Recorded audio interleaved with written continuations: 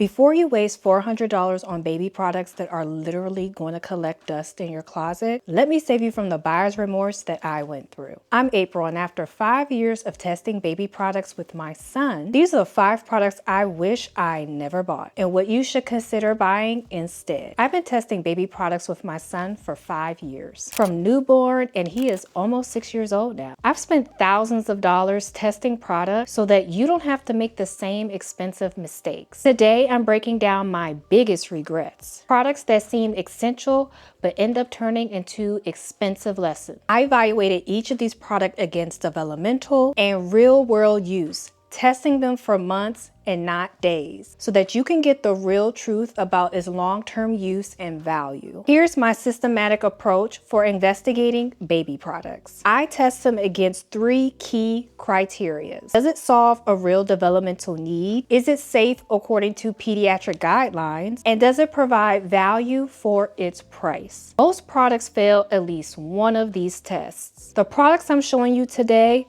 failed all 3. First up, this $150 baby swing. The marketing provided a promise. The marketing promise was soothing motion and hands-free time for parents. My son would scream every time he was in this swing, but even if he had loved it, here's the real developmental truth about the swings. Babies outgrow the swings between 4 to 6 months max. What actually worked? There's $30 bouncy. He loved the responsiveness of bouncing. I love that I could move it any and everywhere throughout the house. And he used it for well over 8 months. Same hands-free benefit, fraction of the cost, and it actually supported his motor development. Product number 2. $200 worth of formula. The marketing fear was, what if breastfeeding doesn't work? What if there's a shortage? Here's what actually happened. My son ended up not being able to take powdered formula, and we had to switch him to a liquid formula anyway. And the real sad part about it is that this formula expired before I could donate it to other moms in need. Formula has a very short shelf life. Nutritional needs for babies change rapidly. A better approach that I learned from with my son, who had to do liquid formula, keep 1 or 2 extra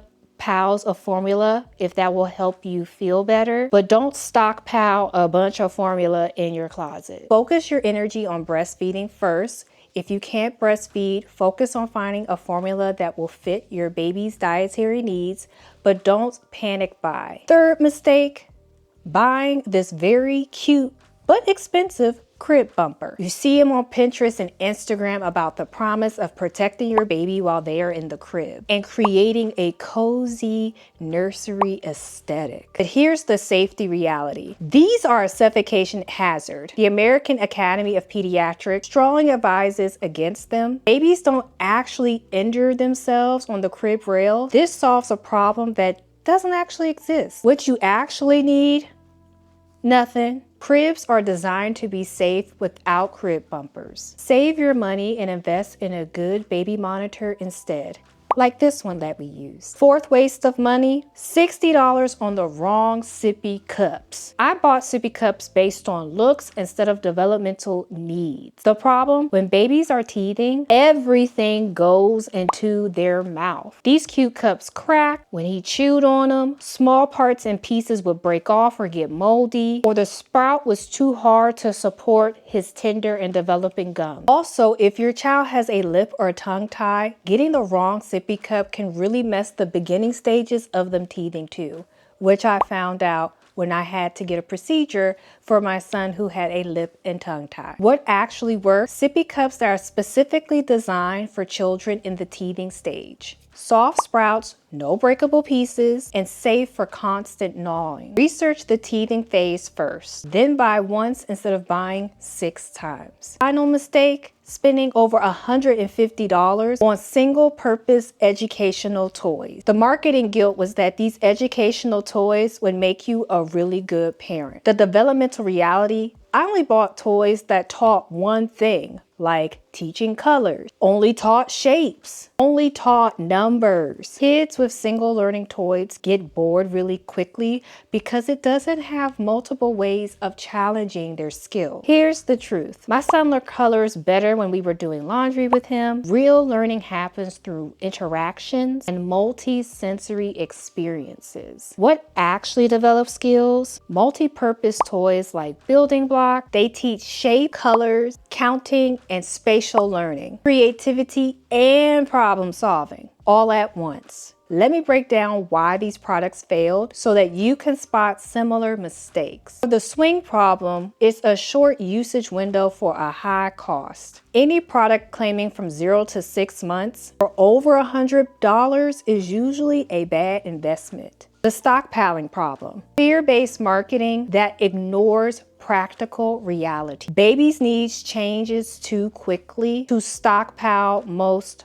products. The safety problem. Products that prioritize aesthetic over safety guidelines. Always check pediatric recommendations, not social media trends. The research problem. Buying products based on looks instead of function, especially important for products that babies will teethe on or manipulate. The single purpose problem. Products that claim to be educational but only target one skill. Real development happens through multi-purpose and multifaceted play. After this expensive education, here's my systematic buying approach. What to buy instead? A bouncy seat versus a swing. It has the same benefit, it's portable, and you get a longer use. Buy fresh formula instead of stockpiling. Don't stockpile what might expire. Skip bumpers completely. Follow safety sleep guidelines. Research teething friendly cups first. Save yourself the trial and error. Choose multi-purpose toys, blocks, art supplies, measuring cups. The total cost of what actually works, under $100. What I wasted instead,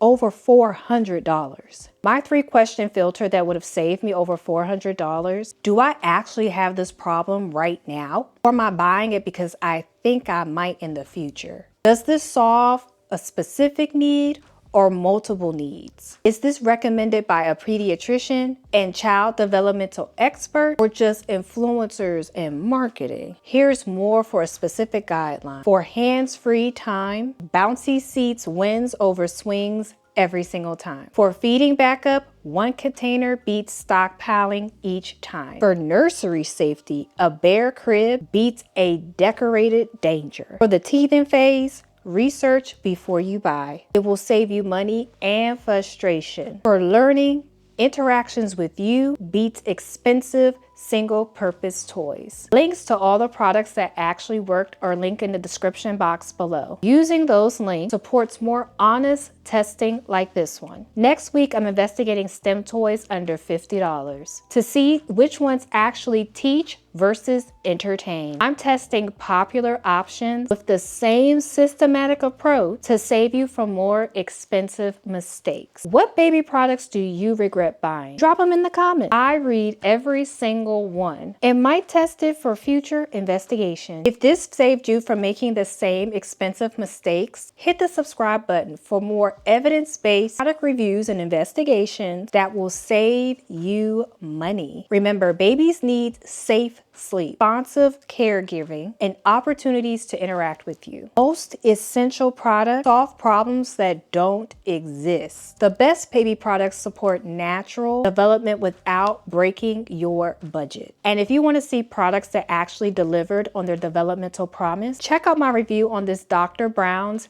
baby bottle warmer. It solved a real feeding problem. It's one of my most popular reviews because it works. I'll see you there.